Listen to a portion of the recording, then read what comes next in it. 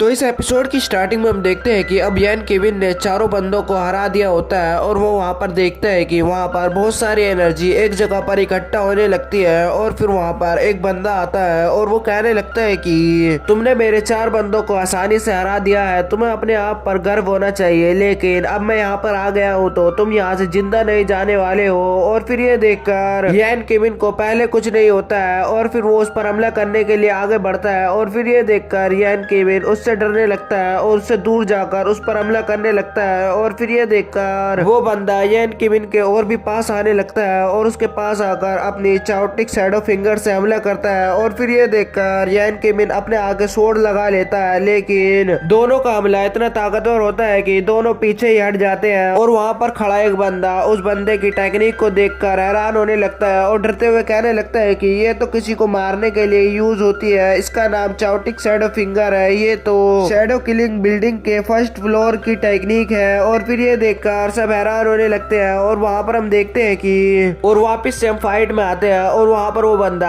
अब यान केविन को एक ही बारी में खत्म करने के लिए एक शैडो फॉर्मेशन बनाता है और अपनी शैडो को इधर उधर से उसकी तरफ मारने के लिए भेज देता है। लेकिन यान केविन उसकी फॉर्मेशन को समझकर उसकी फॉर्मेशन को तोड़ देता है, लेकिन उससे उस पर भी बहुत असर पड़ रहा होता है और वापस वो अपनी स्वॉर्ड में पावर डालने लगता है। और फिर ये देखकर वो बंदा खुश होने लगता है और फिर से शैडो फॉर्मेशन का इस्तेमाल कर उस पर हमला करने लगता है। और अब लेकिन यान केविन उसकी फॉर्मेशन को समझ जाता है और उससे बचने लगता है, लेकिन वो उस पर एक जोरदार हमला करता है जिसकी वजह से वो पीछे जाता है और उसके अब मुंह से खून निकलने लगता है। और ये देखकर उसकी टीम गुस्सा होने लगती है, लेकिन चैन साओ उसे रोकता है और वो कहने लगता है कि अभी यान केविन हारा नहीं है, हमें अभी से ही उम्मीद नहीं छोड़नी चाहिए। और फिर हम देखते हैं कि और अब वो बंदा यान केविन को मारने के लिए एक किलिंग फॉर्मेशन को बनाने लगता है और वो फॉर्मेशन चाओटिक शैडो फिंगर ही होती है। और फिर ये देखकर सब हैरान होने लगते हैं और वहाँ पर वो लड़की खुश होने लगती है और हम देखते हैं कि वो बंदा अपनी पूरी पावर से उसको मारने के लिए आगे बढ़ने लगता है, लेकिन यान केविन अपनी स्वॉर्ड को आगे ला देता है और उसकी वजह से उसकी फॉर्मेशन थोड़ी रुक जाती है। लेकिन यान केविन अपने घुटनों पर आ जाता है क्योंकि उसका हमला बहुत ही ज्यादा ताकतवर होता है। और अब वैसे तो यान केविन उसकी एनर्जी को संभाल नहीं पा रहा होता है, लेकिन यान केविन कहने लगता है कि मैं कभी भी हार नहीं मानूंगा। और फिर हम देखते हैं कि वो एक जगह पर आ जाता है और वहां आने के बाद वो मेडिटेशन करने लगता है और वो कहने लगता है कि मुझे लगा नहीं था कि मैं ऐसी जगह पर और इस वक्त पर अपना ब्रेक थ्रू करूंगा। और फिर हम देखते हैं कि अब यान केविन अपना ब्रेक थ्रू कर लेता है और हम वहाँ पर देखते हैं कि अब भी वो उसकी स्वॉर्ड को